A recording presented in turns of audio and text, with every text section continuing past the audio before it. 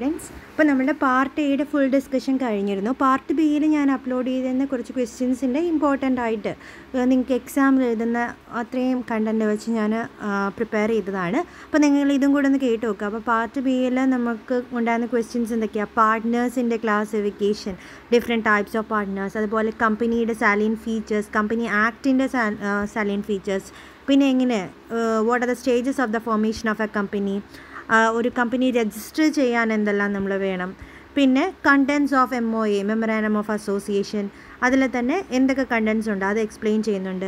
How to gain or acquire a membership in a company, then what are the rights of a members, what are the elements of partnership and what are the rights of the partners. ഇതൊക്കെയായിരുന്നു നമ്മളുടെ question ആയിട്ട് വന്നിരുന്നത്. അപ്പോൾ നമുക്ക് ഇതിൻ്റെ starting തൊട്ട് explain ചെയ്യാം. So what is the first question, what are the different types of partners. Partners എന്ന് പറഞ്ഞാൽ എന്താണെന്നറിയാം? പാർട്ട്ണർഷിപ്പിൽ ഉണ്ടാവുന്ന രണ്ടോ രണ്ടിലധികം ആൾക്കാർ ജോയിൻ ചെയ്യുന്നത് ഉണ്ടാവുന്ന ഒരു കമ്പനി എന്ന ടേംസാണ് പാർട്ട്ണർഷിപ്പ് കമ്പനി. അതിനകത്ത് പാർട്ട്നേഴ്സ് പല ടൈപ്സ് ഉണ്ടാവാം. എല്ലാ പാർട്ട്നേഴ്സും ആക്റ്റീവ് ആവണമെന്നില്ല, ചിലർ എല്ലാ കാര്യങ്ങളിലും ഇൻവോൾവ് ചെയ്യണമെന്നില്ല. അപ്പോൾ ഇതിനെയൊക്കെ ബേസ് ചെയ്തിട്ട് നമ്മൾ പാർട്ട്നേഴ്സിനെ ഡിഫറെൻറ്റ് ക്ലാസിഫിക്കേഷൻ ചെയ്യുന്നുണ്ട്. സോ ആ ക്ലാസിഫിക്കേഷൻ ആയിരുന്നു question. So first type of partners or ഏറ്റവും മെയിൻ ആയിട്ടുള്ളൊരു പാർട്ട്ണറാണ് ആക്റ്റീവ് പാർട്ട്ണർ അല്ലെങ്കിൽ മാനേജിങ് പാർട്ട്ണർ. അപ്പോൾ നിങ്ങൾ ഇതിൻ്റെ പേരുകൾ പഠിക്കുകയാണെങ്കിൽ ബാക്കി നിങ്ങൾക്ക് തന്നെ എഴുതാവുന്നേ ഉള്ളൂ. അപ്പോൾ ആക്റ്റീവ് പാർട്ട്ണർ അല്ലെങ്കിൽ മാനേജിങ് പാർട്ട്ണർ എന്ന് പറയുമ്പോൾ എന്തായിരിക്കും? He has a active participation in the firm. നമ്മുടെ ബിസിനസ് റൺ ചെയ്യാനുള്ള എല്ലാ കാര്യങ്ങളിലും ഇൻവോൾവ് ചെയ്യുന്നൊരു പേഴ്സൺ ആയിരിക്കും ആക്റ്റീവ് പാർട്ട്ണർ. അപ്പോൾ ഡെയിലി ബിസിനസ് ആക്ടിവിറ്റി എല്ലാ പാർട്ട്നേഴ്സിനും വേണ്ടി ചെയ്യുന്ന ഒരാളായിരിക്കും active partner. And it means that he acts as an agent of all other partners on a day-to-day basis and with all regards to the ordinary business of a firm. ബാക്കി എല്ലാ പാർട്ട്നേഴ്സും active involvement ഉണ്ടാവണമെന്നില്ല. അപ്പോൾ എല്ലാവരുടെയും ബിഹാഫിൽ full കാര്യങ്ങൾ നോക്കി നടത്തുന്ന ഒരാൾ അതായിരിക്കും ആക്റ്റീവ് പാർട്ട്ണർ അല്ലെങ്കിൽ മാനേജിങ് പാർട്ട്ണർ. പിന്നെ ഒരു ക്ലാസിഫിക്കേഷനാണ് ഡോർമൻ അല്ലെങ്കിൽ സ്ലീപ്പിംഗ് പാർട്ട്ണർ അല്ലെങ്കിൽ ഡോർമെൻ്റ് എന്ന് വെച്ചാൽ ഇൻആക്റ്റീവ് ആയിട്ടുള്ള. So he's a partner who does not participate in the daily functioning of the partnership ഫേമുമായിട്ട് ഡെയിലി എല്ലാ ആക്ടിവിറ്റീസിലൊന്നും ഇൻവോൾവ് ചെയ്യാത്ത ഒരാൾ, അതിനെയാണ് ഡോർമൻ പാർട്ട്ണർ എന്ന് പറയുക. That is he does not take any part in the daily activities and he is bound by the actions of all the partners. പക്ഷേ ബാക്കി എല്ലാവരും ചെയ്യുന്നതിന് റെസ്പോൺസിബിൾ ആയിരിക്കും ഈ ഒരു ഡോർമൻ പാർട്ട്ണറും. He is not different from others, പക്ഷേ എല്ലാ ആക്ടിവിറ്റീസിലും ഇൻവോൾവ് ആകുന്നില്ല. He is called a dormant partner. പിന്നെ ഒരു ക്ലാസിഫിക്കേഷനാണ് നോമിനൽ പാർട്ട്ണർ എന്ന് പറഞ്ഞാൽ he's a partner that does not have any real or significant interest in the partnership. ഈ പാർട്ട്ണർഷിപ്പിൽ പ്രത്യേകിച്ചൊരു ഇൻട്രസ്റ്റോ ഒരു സിഗ്നിഫിക്കൻറ്റ് ഇൻട്രസ്റ്റോ റിയൽ ഇൻട്രസ്റ്റോ ഒന്നും ഇല്ലാത്ത ഒരാൾ, ഒരു നോമിനലാണ്. So in essence he is not only the lending his name in the പാർട്ട്ണർഷിപ്പിൽ അയാളുടെ ഒരു പേരുണ്ട് എന്നതേ ഉള്ളൂ, ഒരു നോമിനൽ ആയിട്ടൊരു പേര് മാത്രമേ ഉള്ളൂ.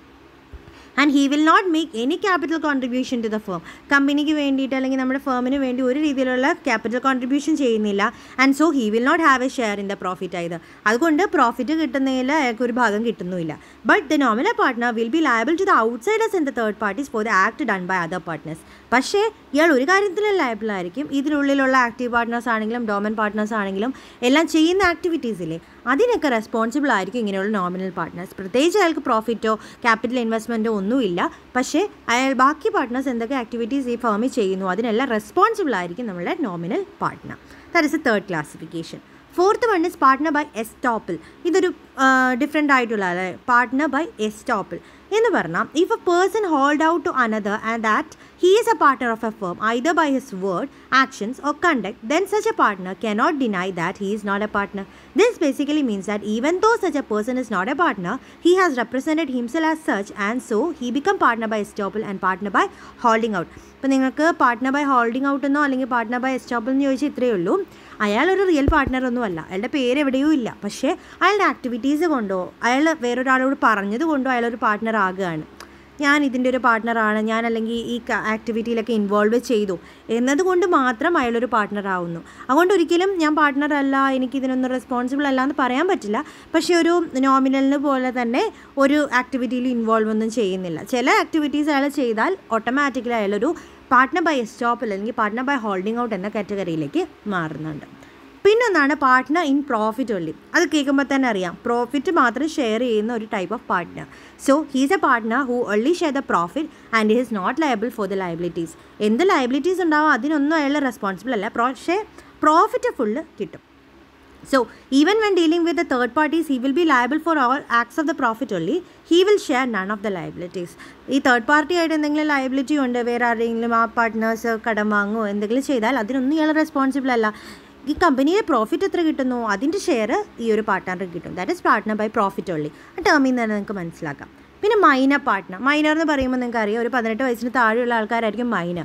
So minor partner will be a minor cannot be a partner of a firm according to contract act. നമ്മുടെ നോർമൽ കോൺട്രാക്ട് ആക്ട് പറയുന്നത് ഒരു 18 വയസ്സിന് കഴിഞ്ഞാൽ പാർട്ട്നേഴ്സ് ആവാൻ പറ്റുള്ളൂ എന്നാണ്. അപ്പോൾ കോൺട്രാക്ട് ആക്ടിൽ അങ്ങനെ ഒരു മൈനർ പാർട്ട്ണർ എന്ന കൺസെപ്റ്റ് ഇല്ല. However, a partner can be admitted to the benefit of the partnership if the partner gives a consent for the same. പക്ഷേ ഒരു പാർട്ട്ണർ പറയുക എൻ്റെ മോൻ 18 വയസ്സിന് താഴെയാണ്, അല്ലെങ്കിൽ മോള് ഇത്ര വയസ്സിന് താഴെയാണ്, പക്ഷേ ഇവൻ പാർട്ട്ണറായിട്ട് ഇരുന്നോട്ടെ എന്ന രീതിയിൽ മാറ്റി ഒരു ബാക്കി എല്ലാ പാർട്ട്നേഴ്സിൻ്റെ സമ്മതത്തോടെ വേണമെങ്കിൽ മൈനർ പാർട്ട്ണറായിട്ട് വെക്കാം. He will share profit of the firm but his liability for the loss will be limited to the shares in the firm. പക്ഷേ ഈ ഒരു മൈനറിനൊരു കാര്യമുണ്ട്, പ്രോഫിറ്റ് എല്ലാം കിട്ടും, ഒരു മൈനർ പാർട്ട്ണറിന് പ്രോഫിറ്റ് എല്ലാം കിട്ടുകയാണ്, പക്ഷേ ലയബിലിറ്റീസ് എപ്പോഴും നമ്മുടെ ലിമിറ്റഡ് ലയബിലിറ്റി കൺസെപ്റ്റ് പോലെയാണ്. ഷെയർസ് എത്രയാണോ അതിനെ ബേസ് ചെയ്ത് മാത്രമേ ലയബിലിറ്റീസ് ഉണ്ടാവുള്ളൂ. അതാണ് ഒരു മൈനർ പാർട്ട്ണർ. അപ്പോൾ നിങ്ങൾ ഈ ഒരു ടേംസ് പഠിക്കുക, ബാക്കിയുള്ളത് നിങ്ങളുടെ വേർഡ്സിൽ തന്നെ എഴുതുക. അപ്പോൾ ഇതൊക്കെയാണ് major types of a partners. Different types of partner ചോദിച്ചാൽ നിങ്ങൾക്ക് എത്ര എഴുതാം? Active partner, dominant partner, nominal partner, partner by estoppel, partner in profit only and minor partner. Active എന്ന് വെച്ചാൽ ഫുള്ളി പാർട്ടിസിപ്പേറ്റ് ചെയ്യുന്ന ഒരു പാർട്ട്ണർ ആയിരിക്കും. ഡോർമെൻ്റ് എന്ന് വെച്ചാൽ ഒരു പാർട്ടിസിപ്പേഷനും ഇല്ല, പക്ഷേ എല്ലാ ആക്ടിവിറ്റീസും റെസ്പോൺസിബിൾ ആയിരിക്കും. നോമിനൽ എന്ന് പറയുന്നത് അയാൾക്കൊരു ടൈപ്പ് ഓഫ് ഇൻട്രസ്റ്റും ഇല്ല, പക്ഷേ അയാൾക്ക് ലയബിലിറ്റീസ് പുറത്ത് പോകാൻ പറ്റത്തില്ല, അങ്ങനെയുള്ളൊരു പാർട്ട്ണർ. പാർട്ട്ണർ ബൈ എസ്റ്റോപ്പിൾ എന്ന് പറഞ്ഞാൽ ത്രൂ ഹിസ് വേർഡ്സ് അല്ലെങ്കിൽ അയാളുടെ കണ്ടക്റ്റ് കൊണ്ടോ എല്ലാവരും മനസ്സിലാക്കും അയാളെ പാർട്ട്ണറായിട്ട്. അങ്ങനെ ഒരാളെ നമുക്ക് പാർട്ട്ണർ ബൈ എസ്റ്റോപ്പിൾ അല്ലെങ്കിൽ ഹോൾഡിംഗ് ഔട്ട് എന്ന് പറയാം. പിന്നെ പാർട്ട്ണർ ഇൻ പ്രോഫിറ്റ് ഉള്ളി, പ്രോഫിറ്റ് മാത്രം ഷെയർ ചെയ്യാൻ, ലയബിലിറ്റീസ് ഒന്നും ഷെയർ ചെയ്യാത്ത ടൈപ്പ് ഓഫ് പാർട്ട്ണർ. അതുപോലെ മൈനർ പാർട്ട്ണർ, 18 വയസ്സിന് താഴെയുള്ള ആൾ, പക്ഷേ ബാക്കിയുള്ള പാർട്ട്നേഴ്സിൻ്റെയൊക്കെ സമ്മതത്തോടെ ഒരാൾക്ക് അയാളുടെ പാർട്ട്ണർഷിപ്പ് ഒരു മൈനറിലേക്ക് ഏൽപ്പിക്കാം. ഈ ഒരു കേസിൽ ഇത്രയേ ഉള്ളൂ, പ്രോഫിറ്റ് മാക്സിമം അയാൾ ഷെയർ ചെയ്യും, പക്ഷേ ലോസ് എപ്പോഴും ലിമിറ്റഡ് ലയബിലിറ്റി പാർട്ട്ണർഷിപ്പ് കൺസെപ്റ്റിലെ വർക്ക് ചെയ്യുന്നുള്ളൂ as being a minor. So these are the different type of partnership.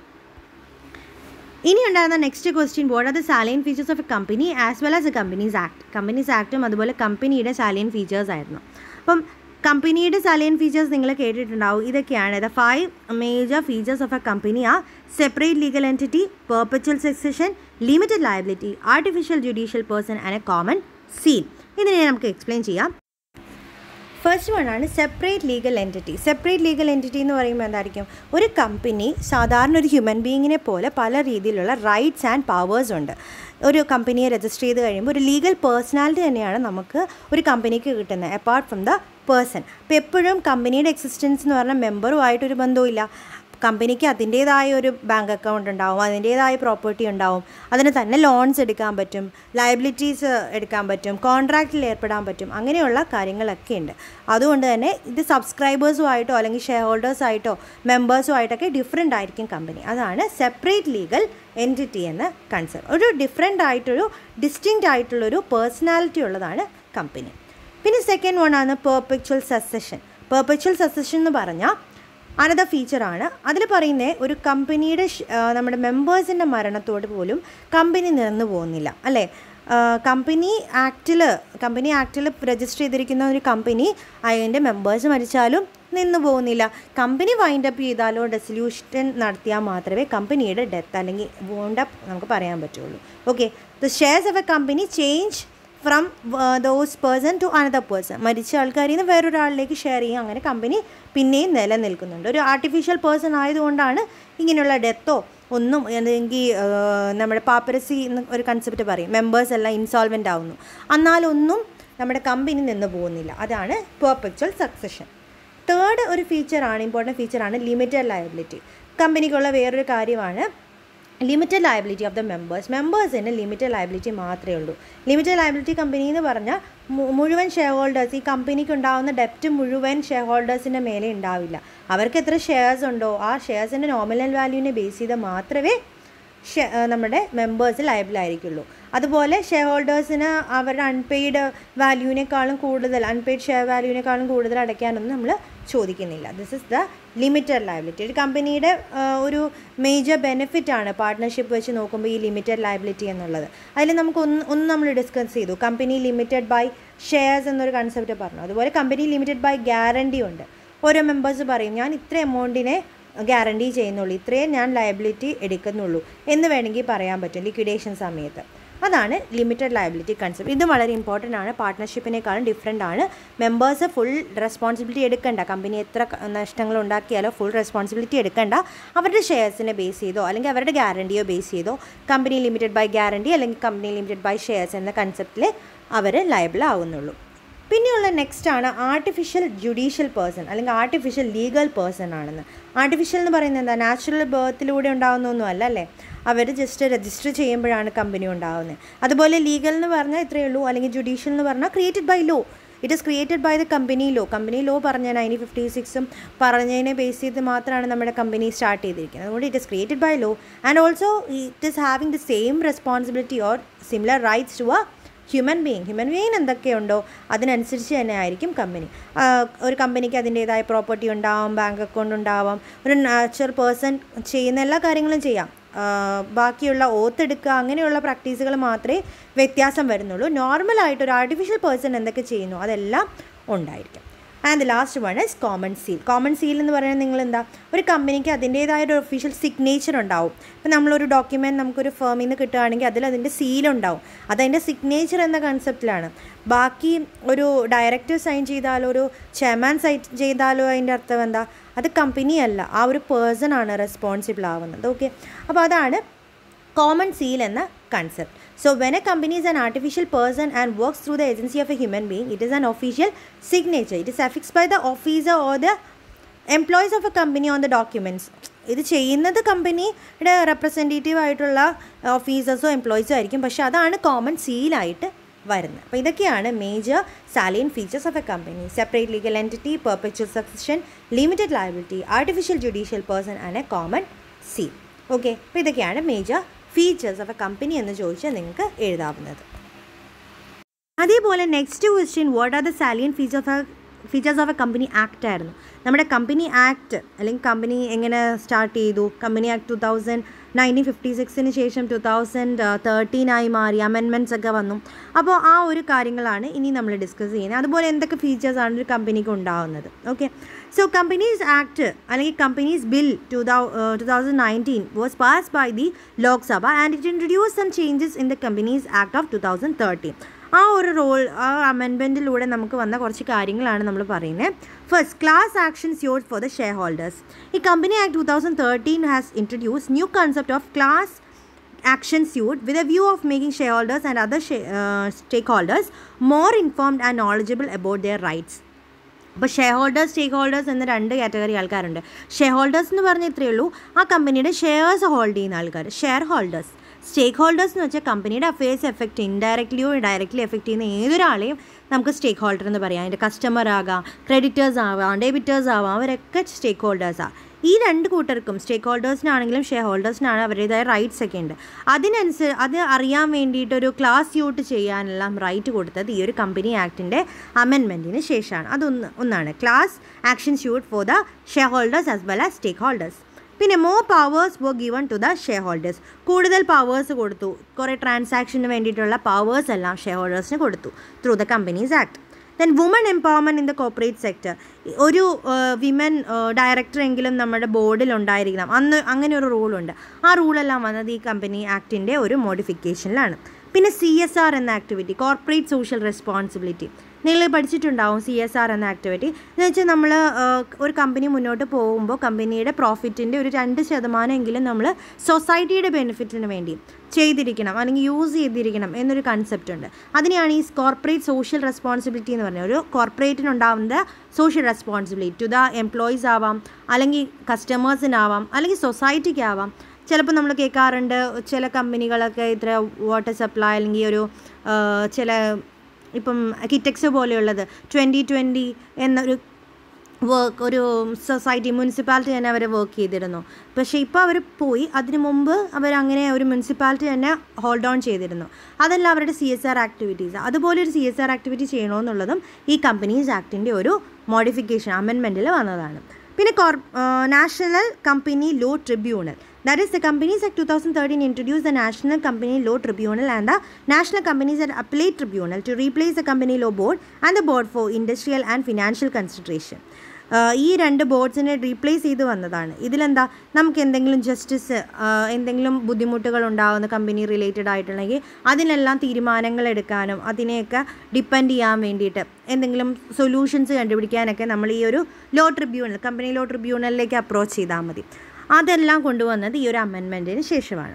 അതേപോലെ fast track mergers, that is the company act has propose a fast track and simplified procedures for mergers and amalgamation. നമ്മുടെ കമ്പനികൾ amalgamation അല്ലെങ്കിൽ മേജേഴ്സിലേക്ക് പോരും.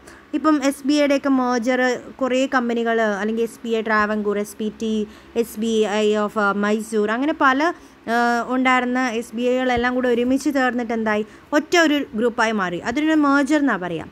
പണ്ടിങ്ങനെ കമ്പനികൾക്ക് merge ചെയ്യാൻ അല്ലെങ്കിൽ amalgamation അല്ലെങ്കിൽ take over ഇതൊക്കെ ഭയങ്കര ബുദ്ധിമുട്ടായിരുന്നു, കുറേ പ്രൊസീജിയേഴ്സ് ഉണ്ടായിരുന്നു. പക്ഷേ ഇപ്പോൾ അങ്ങനെയല്ല, അതെല്ലാം മാറ്റി അതിന് കുറച്ചുകൂടി സിംപ്ലറായിട്ട് കൊണ്ടുവന്നത് ഈ ഒരു ഫാസ്റ്റ് ട്രാക്ക് മേർജർ കൺസെപ്റ്റിലൂടെയാണ്. ഓക്കെ, പിന്നെ ക്രോസ് ബോർഡർ മേർജേഴ്സ്. ചില കമ്പനികൾക്ക് നമ്മുടെ ഇന്ത്യൻ കമ്പനിക്ക് ഫോറിൻ കമ്പനിയായിട്ട് ഒക്കെ മേർജ് ചെയ്യാനൊരു ഫെസിലിറ്റി പ്രൊവൈഡ് ചെയ്യുന്നുണ്ട് അല്ലേ. അപ്പം ഒരു RBIയുടെ അപ്രൂവലിലൂടെ ഇങ്ങനെ ഒരു കമ്പനിക്ക് രജിസ്റ്റർ ചെയ്യുക അല്ലെങ്കിൽ ഇങ്ങനെയുള്ള ക്രോസ് മേർജേഴ്സ് എല്ലാം സംഭവിക്കും. അതെല്ലാം ഈ ഒരു കമ്പനി ആക്ടിൻ്റെ അമെൻമെൻറ്റിലൂടെ വന്നതാണ്. പിന്നെ prohibition on the forward dealings and insider trading. That is, Companies Act prohibits the directors and the key managerial personnel for purchasing call and put options on the shares of a company if such person is reasonably expected to have a price sensitive information. ഇപ്പം മാർക്കറ്റിനെ പറ്റിയിട്ട് നമ്മുടെ കമ്പനിയെ പറ്റിയിട്ടുള്ള information പുറത്തോട്ട് അറിയിക്കാൻ പാടില്ല. നമ്മുടെ കമ്പനിയുടെ കോൺഫിഡൻഷ്യൽ മാറ്റേഴ്സ് ഒന്നും പുറത്ത് അറിയിക്കരുത്. ബിക്കോസ് പ്രൈസ് സെൻസിറ്റീവ് ഇൻഫർമേഷനൊക്കെ ആയിരിക്കും അത് പുറത്തോട്ട് പോയാൽ നമ്മുടെ കമ്പനിയെ എഫക്റ്റ് ചെയ്യുന്ന കാര്യങ്ങളാണ്. അങ്ങനെയുള്ളൊരു കാര്യം വെച്ചിട്ട് അത് അറിഞ്ഞുകൊണ്ട് നമ്മൾ ഒരു നമ്മുടെ കമ്പനിയുടെ ഷെയർ വിൽക്കാനോ വാങ്ങാനോ അങ്ങനെയൊന്നും പാടില്ല. നമ്മുടെ കമ്പനിയുടെ അഫയേഴ്സിനെ ഉള്ളിൽ തന്നെ നിർത്തണം. അപ്പോൾ അങ്ങനെയുള്ള ഇൻസൈഡർ ട്രേഡിംഗ് കൺസെപ്റ്റിനെയൊക്കെ തടയുന്ന ഇൻസൈഡർ ട്രേഡർ ഇതാണ് ഉദ്ദേശം. ഉള്ളിലുള്ള ഇൻറ്റേർണൽ മാറ്റേഴ്സ് എല്ലാം മനസ്സിലാക്കിയിട്ട് അതിനനുസരിച്ച് നമ്മൾ ബിസിനസ് ചെയ്യുന്നു. അങ്ങനെയുള്ള ആക്ടിവിറ്റീസ് എല്ലാം പ്രൊഹിബിറ്റ് ചെയ്തു. അതുപോലെ ഫോർവേഡ് ഡീലിങ്സ്, നമ്മൾ നമ്മുടെ ഷെയർസ് അല്ലെങ്കിൽ കോൾ ആൻഡ് ഓപ്ഷൻ മെത്തേഡ്സ് വെച്ച് ഫ്യൂച്ചേഴ്സ് എന്നെല്ലാം കേൾക്കും. അതെല്ലാം വെച്ച് നമ്മൾ ഷെയർസ് ട്രേഡ് ചെയ്യുക അങ്ങനെയൊന്നും പാടില്ല. അതെല്ലാം പ്രൊഹിബിറ്റ് ചെയ്ത ഈ ഒരു കമ്പനി ആക്ടിൻ്റെ അമെൻമെൻറ്റിലൂടെയാണ്. അതേപോലെ നമ്മുടെ കമ്പനി ആക്ട് അമെൻമെൻറ്റിലൂടെ നമ്മുടെ നമ്പർ ഓഫ് ഷെയർ ഹോൾഡേഴ്സ് കൂട്ടിയിട്ടുണ്ട്. 50 ആയിരുന്നു പണ്ട്, അതിപ്പോൾ 200ഓളം ഷെയർ ഹോൾഡേഴ്സിനെ ഹോൾഡ് ചെയ്യാൻ പറ്റും. പിന്നെ limit on maximum partners, that is, maximum number of persons or partners in an association may up to such number as may be prescribed, not exceeding 100. 100 കൂടുതൽ നമുക്ക് പാർട്ട്നേഴ്സിനെ പാടില്ല. മാക്സിമം പാർട്ട്നേഴ്സ് ലിമിറ്റ് 100 ആണ്.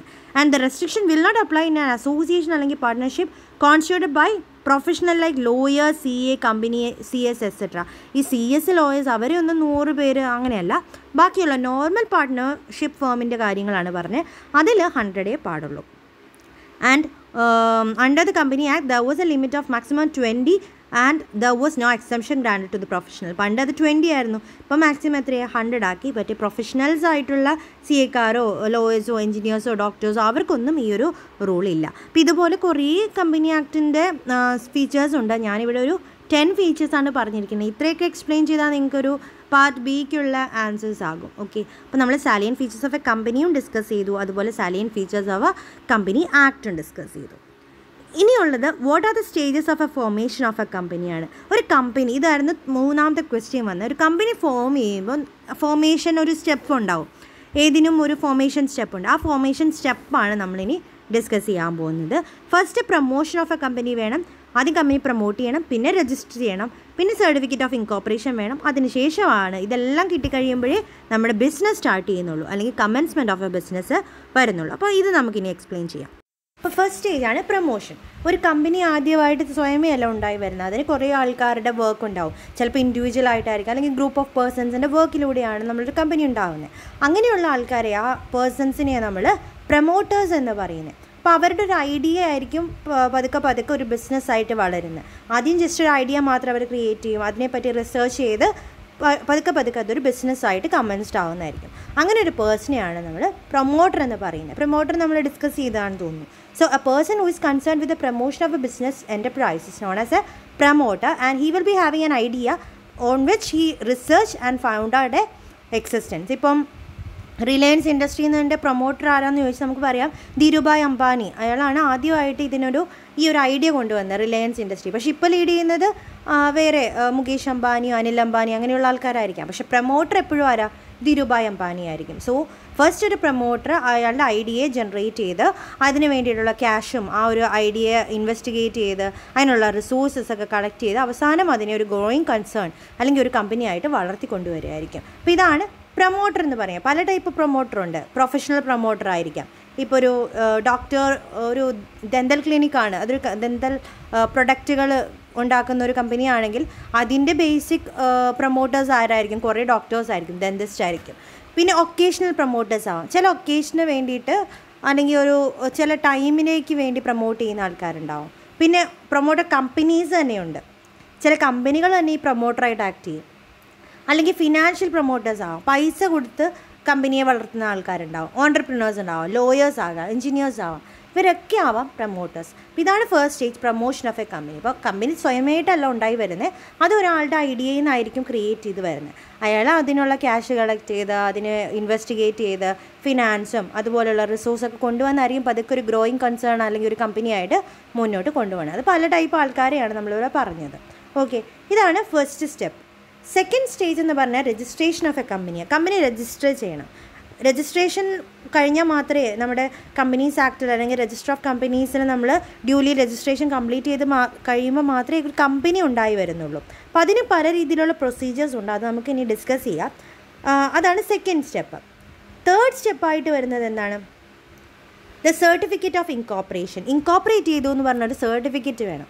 MOAയും അതുപോലെ AOAയും നിങ്ങൾ പഠിച്ചിട്ടുണ്ടാവും. 2 documents ആണ്. MOA എന്ന് പറഞ്ഞാൽ memorandum of association, അതുപോലെ AOA എന്ന് പറയുന്നതോ ആർട്ടിക്കിൾ ഓഫ് അസോസിയേഷൻ. ഇങ്ങനെയുള്ള ഡോക്യുമെൻറ്റ്സ് ഒക്കെ രജിസ്റ്റർ ചെയ്ത് കഴിയുമ്പോൾ രജിസ്ട്രാർ ഓഫ് കമ്പനീസ് നമ്മുടെ കമ്പനിക്ക് ഒരു സർട്ടിഫിക്കറ്റ് ഓഫ് ഇൻകോപ്പറേഷൻ തരും. ഈ ഒരു ഇൻകോപ്പറേഷൻ സർട്ടിഫിക്കറ്റ് കിട്ടിയതിന് ശേഷം മാത്രമേ നമുക്ക് നമ്മളുടെ കമ്പനി സ്റ്റാർട്ട് ചെയ്യാൻ പറ്റത്തുള്ളൂ. അപ്പോൾ ഇതാണ് മൂന്നാമത്തെ stage. The certificate of incorporation നമുക്ക് ROCയിൽ നിന്ന് കിട്ടുന്നു. ദെൻ ഫോർത്ത് സ്റ്റെപ്പായിട്ടാണ് the certificate of commencement of business വരിക. അതിനുശേഷം മാത്രമാണ് നമുക്ക് ഈ ഒരു ഇൻകോപ്പറേഷൻ സർട്ടിഫിക്കറ്റ് നമ്മൾ സബ്മിറ്റ് ചെയ്ത ശേഷം നമുക്കൊരു certificate of commencement of business കിട്ടും. ആ ഒരു പ്രോസസ്സിന് ശേഷം മാത്രമേ നമുക്ക് പബ്ലിക്കിൽ നിന്ന് നമ്മുടെ ഷെയർ ക്യാപിറ്റലിലേക്ക് ഫണ്ട് കിട്ടാൻ വേണ്ടി സബ്സ്ക്രിപ്ഷനിലേക്കൊക്കെ ഇറക്കാൻ പറ്റുള്ളൂ. അപ്പോൾ ആദ്യം നമ്മൾ ചിലപ്പോൾ ഫേസ് വാല്യൂ ഒരു 10 രൂപയൊക്കെ ഒരു ഷെയറിന് വെച്ചിട്ടായിരിക്കും നമ്മൾ മാർക്കറ്റിലേക്ക് വെക്കുന്നത്. അതിനുശേഷം ആ ഷെയർസ് എല്ലാവരും വാങ്ങി പ്രോസ്പെക്ടസിൽ അതിലൊക്കെ മെൻഷൻ ചെയ്തിട്ടുണ്ടാവും എത്ര ഫേസ് വാല്യൂനാണ് നമ്മൾ വിൽക്കുന്നതെന്നൊക്കെ നമ്മൾ ന്യൂസ് പേപ്പറിൽ കൊടുക്കുന്നു. അത് ഷെയർസ് എല്ലാം വാങ്ങിക്കഴിയുമ്പോൾ പതുക്കെ നമുക്കത് ബൈ ആൻഡ് സെല്ല് ചെയ്ത് ഷെയർസിൻ്റെ വാല്യൂ കൂട്ടാൻ പറ്റും. അപ്പോൾ ഇതാണ് സർട്ടിഫിക്കറ്റ് ഓഫ് കമൻസ്മെൻറ്റ്. അപ്പം സെയിൽ ഓഫ് സെക്യൂരിറ്റി കഴിയുമ്പോൾ ഈ സർട്ടിഫിക്കറ്റ് നമ്മൾ രജിസ്ട്രാറിലേക്ക് അയച്ചു കൊടുക്കുന്നു. അതിൻ്റെ മണിയും കളക്ട് ചെയ്യുന്നു. അങ്ങനെ നമുക്ക് ഫൈനലായിട്ട് എന്ത് കിട്ടും? കമൻസ്മെൻറ്റ് ഓഫ് ബിസിനസ് കിട്ടും. അതിനുശേഷം നമുക്ക് ബിസിനസ് മുന്നോട്ട് കൊണ്ടുപോകാം. അപ്പോൾ ഇങ്ങനെയാണ് ഒരു കമ്പനി ഫോർമേഷൻ സ്റ്റേജസ് ഉണ്ടാവുന്നത്. ഫസ്റ്റ് നമ്മൾ പ്രൊമോട്ട് ചെയ്യുന്നു കമ്പനിയെ, അതിനുശേഷം കമ്പനി രജിസ്ട്രേഷൻ നടത്തും. അപ്പോൾ നമുക്ക് സർട്ടിഫിക്കറ്റ് ഓഫ് ഇൻകോപ്പറേഷനും അതിനുശേഷം ഷെയർസ് നമ്മൾ വിളിച്ച് അതിനുള്ള പൈസ കളക്ട് ചെയ്ത് കഴിയുമ്പോൾ നമുക്ക് certificate of commencement of the business കിട്ടുന്നു. അപ്പോൾ ഇങ്ങനെയാണ് നമ്മളൊരു കമ്പനി ഫോം ചെയ്യുന്നത്. കമ്പനി ഫോർമേഷൻ്റെ സ്റ്റെപ്സ് അല്ലെങ്കിൽ സ്റ്റേജസ് ചോദിച്ചാൽ there are 4 stages. Promotion of a company by the promoters, second registration of a company, certificate of incorporation, and fourth one is certificate of commencement of the business. അപ്പോൾ ഇതിനകത്ത് second നമ്മൾ പറഞ്ഞു registration of a companies. ഒരു company register ചെയ്യണമെന്ന് പറഞ്ഞു. അപ്പോൾ അതിന് കുറേ പ്രൊസീജിയേഴ്സ് ഉണ്ട്. അതും കൂടെ നമുക്ക് ഈ ഒരു ക്വസ്റ്റ്യനിൽ കാണാം. അപ്പം ചിലപ്പോൾ നിങ്ങളോട് സ്റ്റേജസിന് പകരം ചോദിക്കുന്ന how to register, what are the procedures for the registration of a കമ്പനിയാണ് ക്വസ്റ്റ്യൻ ചോദിക്കണമെങ്കിൽ you want to write this. There are 6 main steps or 6 procedures for doing registration for the company. So in order to get the company registered, the important documents required to be filed with the register of companies. ROCയിലേക്ക് കുറച്ച് documents submit ചെയ്യണം.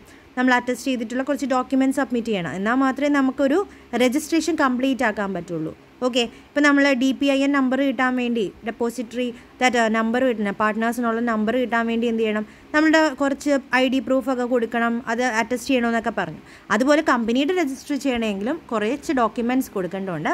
അതിൽ first വണ്ണാണ് memorandum of association, MOA എന്ന് പറയുന്നത്. So it should be signed by the minimum of 7 person of a public company and 2 in case of private company. It must be properly stamped ആയിട്ടുള്ള ഒരു signed document ആയിട്ട് നമ്മൾ MOA കൊടുക്കണം. ഇപ്പോൾ public company ആണെങ്കിൽ 7 പേരെങ്കിലും അതിൽ സൈൻ ചെയ്തിരിക്കണം. അതല്ല പ്രൈവറ്റ് ആണെങ്കിൽ ജസ്റ്റ് 2 പേരാണെങ്കിലും കുഴപ്പമില്ല. ഇത് മിനിമം എത്ര ആൾക്കാർ വേണം ഒരു കമ്പനി സ്റ്റാർട്ട് ചെയ്യാമെന്ന് ചോദിച്ചാൽ 2 and 7 ആണ്. 2 for a private and 7 for a public company. അപ്പോൾ അത്രയും പേര് ചേർന്ന് സൈൻ ചെയ്തിട്ടായിരിക്കണം ഈ ഒരു മെമ്മറാൻഡം ഓഫ് അസോസിയേഷൻ കൊടുക്കാൻ. സെക്കൻഡ്, ആർട്ടിക്കിൾസ് ഓഫ് അസോസിയേഷൻ ആണ്. ഈ ഒരു ഡോക്യുമെൻറ്റ് നമ്മൾ സൈൻ ചെയ്ത് ഒരു ഡോക്യുമെൻറ്റ് ബാക്കി എല്ലാ all other persons who have sign the memorandum of association sign ചെയ്ത എല്ലാവരും തന്നെ ഇതും സൈൻ ചെയ്ത് ഡ്യൂലി സ്റ്റാമ്പ് ചെയ്ത് കൊടുത്തിരിക്കണം. പിന്നെ ലിസ്റ്റ് ഓഫ് ഡയറക്ടേഴ്സ്, എത്ര ഡയറക്ടേഴ്സ് ഉണ്ട് ഈ കമ്പനിക്ക്, അതിനകത്തൊരു വിമൻ എങ്കിലും വേണം. അത് നമ്മളുടെ ഒരു കമ്പനി ആക്ടിൻ്റെ ഒരു മോഡിഫിക്കേഷനാണ്. അപ്പോൾ ആ ഒരു ലിസ്റ്റിൽ അവരുടെ പേരുണ്ടാവണം, അഡ്രസ്സ് ഉണ്ടാവണം, ഒക്യുപ്പേഷൻ ഉണ്ടായിരിക്കണം. എന്നിട്ട് ഇത് നമ്മൾ ROCയിൽ രജിസ്റ്റർ ചെയ്തിരിക്കണം. ഇതാണ് third list of the directors. Fourth requirement is written consent of the directors. ഡയറക്ടേഴ്സിൻ്റെ ഒരു റിട്ടൺ കൺസെൻറ്റ് വേണം. എന്തായിരിക്കണം അവർ അതിൽ എഴുതിയിരിക്കുന്നത്? That is a written consent of the directors that they have agreed to act as directors has to be filed with the registered along with the written undertaking to the effect that they will take the qualification shares and will pay for them. അവർ qualification shares എടുക്കുമെന്നും അതിനുള്ള പൈസ അവർ അടയ്ക്കുമെന്നുള്ളത് return statement ആയിട്ട് കൊടുത്തിരിക്കണം. പിന്നെ notice of the address of the registered office. ഏത് registered ഓഫീസിലാണോ നമ്മൾ incorporate ചെയ്തത് അതിൻ്റെ ഒരു നോട്ടീസ് വേണം. That is it is customary to file the notice of address of the company registered office at the time of incorporation. It is to be given within 30 days after the date of incorporation. Incorporation കഴിഞ്ഞൊരു 30 ദിവസത്തിനകം നമ്മൾ ഈ ഒരു നോട്ടീസും കൊടുത്തിരിക്കണം. And last statutory declaration വരെ ഒരു declaration ഉണ്ടായിരിക്കണം. നമ്മളെല്ലാത്തിനും ശേഷം നമ്മൾ ഡിക്ലറേഷൻ ചെയ്തത്. അതുപോലെ ഈ കമ്പനി രജിസ്ട്രേഷന് വേണ്ടിയിട്ട് ഒരു സ്റ്റാറ്റുട്ടറി ഡിക്ലറേഷൻ വേണം. അത് ഒരു അഡ്വക്കേറ്റ് ഓഫ് ദ സുപ്രീം കോർട്ടോ അല്ലെങ്കിൽ അഡ്വക്കേറ്റ് ഓഫ് ദ ഹൈക്കോർട്ടോ or an attorney or a pleader entitled to appear before a high court. ഒരു അറ്റോർണി അല്ലെങ്കിൽ പ്ലീഡർ ആകാം, ഹൈക്കോർട്ടിൽ അപ്പിയർ ചെയ്യുന്ന ഒരാളാവാം, അല്ലെങ്കിൽ ഒരു പ്രാക്ടീസിങ് CA കാരനാവാം ഇന്ത്യയിലെ. ഇങ്ങനെയുള്ള പല ആൾക്കാർ ചേർന്നിട്ട് അല്ലെങ്കിൽ ഇവരിൽ ആരെങ്കിലും ആയിട്ട് കൊടുക്കുന്ന ഒരു സ്റ്റാറ്റുട്ടറി ഡിക്ലറേഷൻ ഉണ്ടായിരിക്കണം. Or by a person indicate in the articles as director, MD, secretary or manager of the company. ഇനി ഇവരെ ഒന്നും കിട്ടിയില്ല, സുപ്രീം കോടതിൻ്റെ